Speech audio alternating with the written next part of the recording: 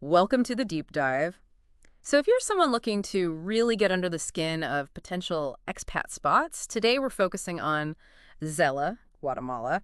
It's popping up a lot as a place to watch for 2025. Hmm. We've got this really interesting pasted text that digs into Xela, and our mission today is pretty clear. Figure out if it actually lives up to the hype as an expat haven, specifically, well, for you. Exactly. And this text, it paints a really appealing picture, doesn't it? You've got this mix of serious affordability, a really rich culture with deep Mayan roots, and just stunning natural beauty. We've gone through it to pull out the key things you need to know. Yeah, the text jumps right into what makes Ella different. It's way up in the Western Highlands, volcanoes all around. It even has that affectionate nickname, Isla. It suggests a life that's maybe a bit, different. Definitely hints at that. But the big question we're trying to answer for you is, okay, beyond that first impression, is Zella really the right place for your kind of expat life? Let's maybe start with the culture, the heart of the place. Let's do it. I mean, even the name, Xela, coming from the Mayan Xelazhu, tells you something about its history. Right. It's in the Western Highlands, pretty high up, 2,330 meters. That's over 7,600 feet, higher than Denver. So, altitude is something to maybe think about initially. Good point. Acclimatization. Yeah, right. But the climate sounds amazing. The text calls it the land of eternal spring, Yeah. warm days, cool nights. And those volcanoes nearby, like Santa Maria and Cerro Quemado, they must make for a dramatic setting. Oh, for sure. And what comes through really clearly is that Zila isn't just some scenic backdrop. It's a living, breathing city where indigenous Mayan traditions are like woven into the fabric of modern Guatemalan life. Mm. You get a real sense of that from the descriptions of the markets, like Mercado La Democracia, sounds like sensory overload in a good way, fresh produce, textiles, traditional foods like tamales. Yeah. What was the drink? Totally, yeah, a warm corn drink. And these markets, they're not just tourist things, they're part of the local economy, which ties into that affordability we'll definitely get back to. Definitely. And the Mayan heritage thing is huge. Over 40% of Guatemala's population identifies as Maya. So in Xela, it's not history, it's now. It's in the festival's daily life, even spiritual places. Like the cathedral. Exactly. The Catedral de Espiritu Santo. Yeah. The text mentions seeing Mayan altars right there alongside Catholic icons. That's a pretty powerful image of how these cultures blend or coexist. Wow, and it seems the people themselves are a big part of the appeal. The text quotes expats praising the warmth, the hospitality, just Yeah. people smiling. That stuff really matters when you're new somewhere. It makes a huge difference. And there's an interesting comparison with Antigua. The suggestion is Gila feels maybe more real, Yeah. less English spoken, fewer expats perhaps, which kind of forces you into deeper cultural connections. Which makes sense. Less of an expat bubble. Right, and that leads straight into learning Spanish. The text really highlights this. Sila is apparently a major hub for affordable Spanish schools. Like Casas de la Fu. Yeah, that's one mentioned. Private lessons for, get this, like $5 to $8 an hour. Super reasonable. Mm. And it's not just about ordering coffee, right? It's about really getting into the culture, understanding things on a deeper level. Absolutely essential, I'd say. But okay, while it's traditional, it's not like it's cut off from the modern world. The text mentions familiar shops, a cinema, 5 screens apparently, and a pretty diverse food scene.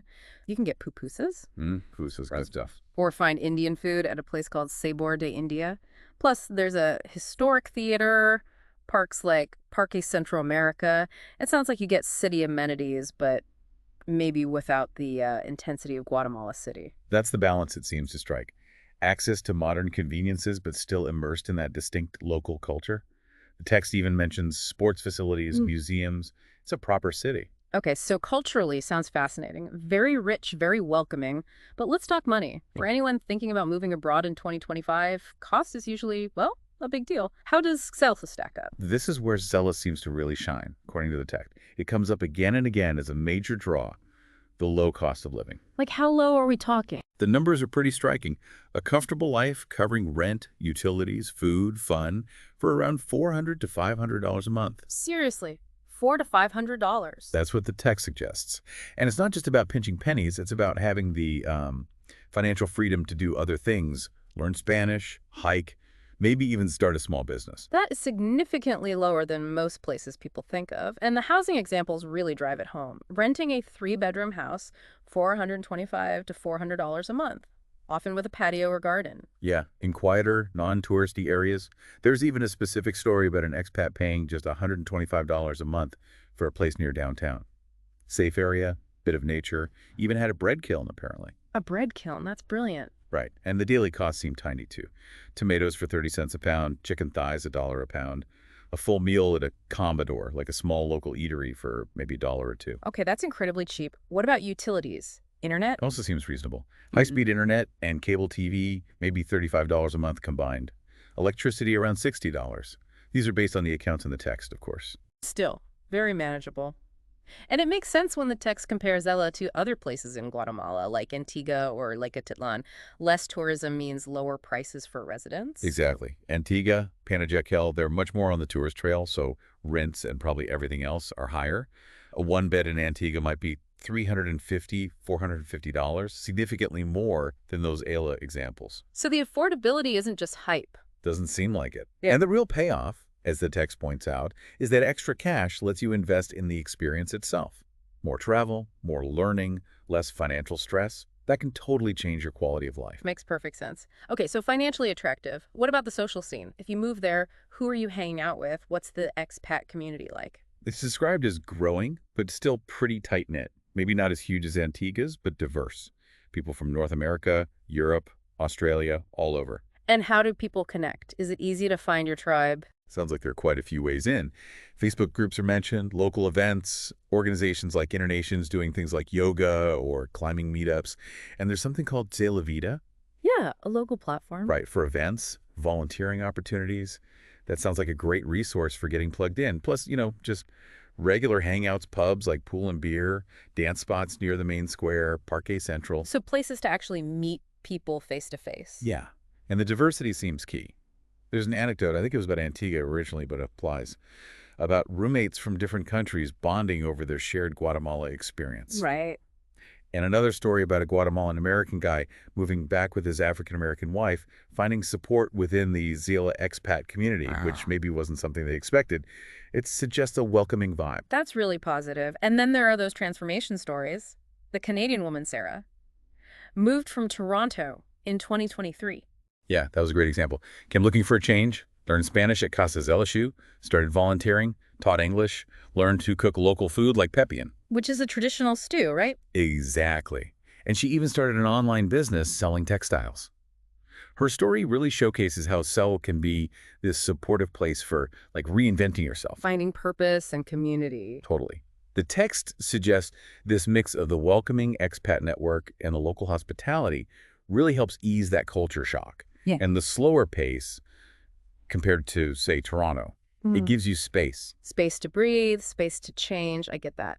So this lifestyle, relaxed vibe, amazing nature, what do people actually do there? What are the activities? Well, for outdoorsy types, it sounds like paradise. Hiking is massive. Yeah. You've got Tajimolco volcano, The highest one, yeah. highest in Central America, plus Santa Maria volcano, Lake Chicabal. And for thrill seekers, there's even an active volcano nearby, Santiguito, that you can apparently observe safely. Wow, okay. Not your average weekend hike. Definitely not. And weekend trips seem easy, too. Lake Atitlan's only a couple of hours away, apparently. Pacific Coast beaches, too. Lots of options for exploring. And within Ixal itself, day-to-day stuff. Sounds like a decent mix. Salsa dancing is mentioned, art galleries, the cinema.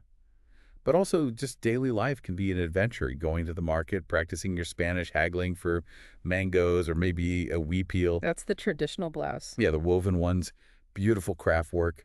And food. Lots of a variety local stuff like chuchitos, which are small tamales, but also sushi, Indian. Seems you wouldn't get bored eating.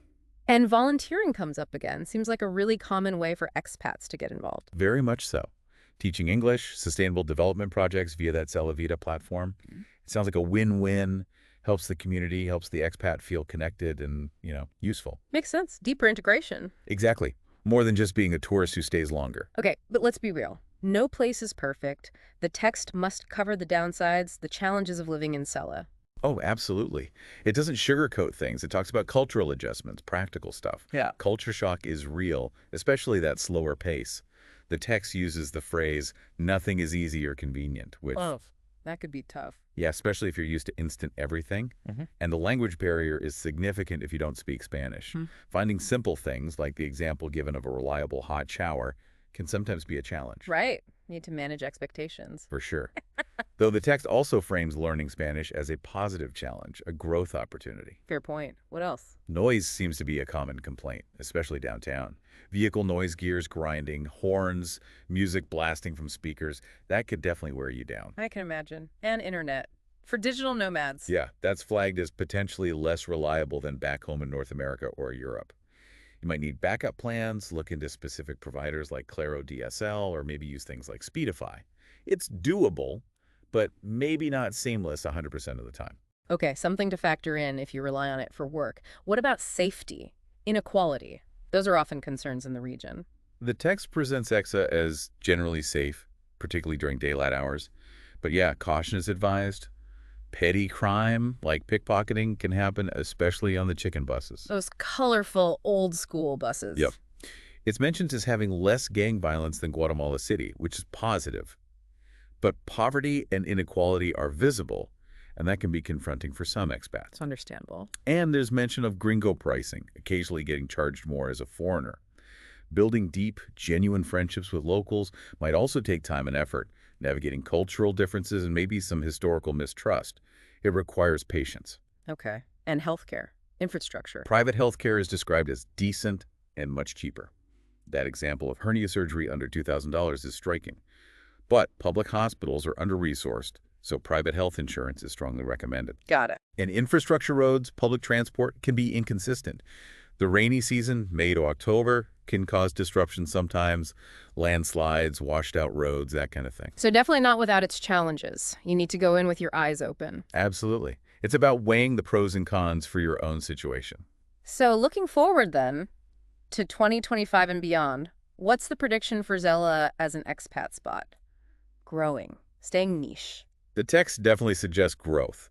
There's mention of Guatemala's tech scene booming, even Google setting up in the capital. That could mean more remote work, pushing people towards more affordable, interesting places like Xela. Makes sense. More digital nomads looking for value. Possibly. Plus, government efforts to boost tourism and the ongoing draw of those cheap Spanish schools for language learners and maybe retirees too. And it mentions specific recent improvements, digital infrastructure, community projects. Yeah, things like better internet and projects through Xela Vida. It suggests the city isn't just standing still. It's trying to improve, adapt. So the outlook is likely more expats, but hopefully it keeps its character. That's the million Quetzal question, isn't it? Yeah. Balancing growth with preserving what makes Xela special, that local flavor, the authenticity. That'll be the challenge. Okay, so let's try and wrap this up. We've done a pretty deep dive into Egla thanks to this text. We've hit the big highlights. The amazing affordability, that $400, $500 a month figure, is hard to ignore. For sure. The incredibly rich culture, the Mayan heritage that's still so present, the seemingly welcoming expat community, and all those chances for adventure and maybe even, well, transformation. But we've also looked squarely at the challenges, the culture shock of the slower pace, the noise, the absolute need for Spanish, potential Wi-Fi wobbles, infrastructure gaps, and the unavoidable realities of inequality and safety awareness. Exactly. So it brings us back to that core question for you listening. Yeah. Weighing all this up. The good and the, well, less convenient. Is Xela the kind of expat paradise that fits you? It's a unique package deal. It really is. Xela offers this compelling chance to live really well, really richly, on a budget that's almost unbelievable in many parts of the world, all while immersing yourself in a truly vibrant culture. So the final thought maybe is, what parts of that opportunity, the affordability, the culture, the adventure, the challenge, resonate most with what you're looking for in a different kind of life? Definitely something to mull over. Definitely food for thought. Thanks for joining us on this deep dive.